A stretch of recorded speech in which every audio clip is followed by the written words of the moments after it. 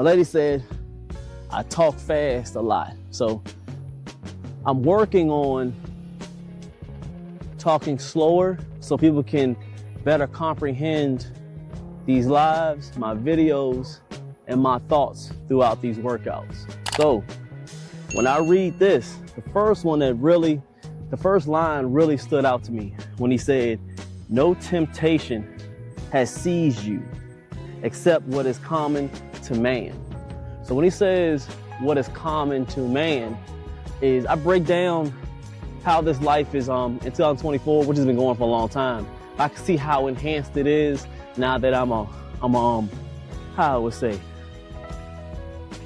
mid, what's the word? They say I'm halfway through my life. I'm mid-30s, so everything is enhanced now. I know I'm coming to a round where I'm just a grown man.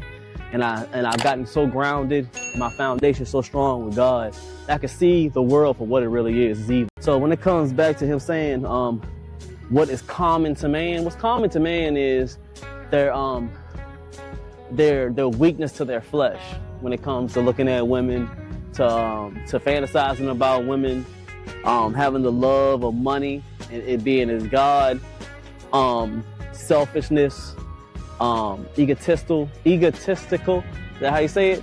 If not, I'm a C student, forgive me. Or just being so absorbed with themselves that they think they're so much of a man, they don't understand that their father is the man. They're the one, that's where they get their essence is from. So I can see it, a lot of it, especially when it comes to the temptation of women. That's when it says the seas. He says what is common to man. So that's when I see when he means what's common to man. The second part is, and God is faithful, which he is. He will not let you be tempted beyond what you can bear. So that's similar to a verse I heard was kind of like, he would not put you under anything that you cannot bear. And I believe that's true. God knows everything. He knows what's going on. He knows what the deal is. But just know that he's already there. He will not put anything on you that you cannot bear. So when you think times are really bad, just know that you was built for that. You ever heard that saying? I'm built for this.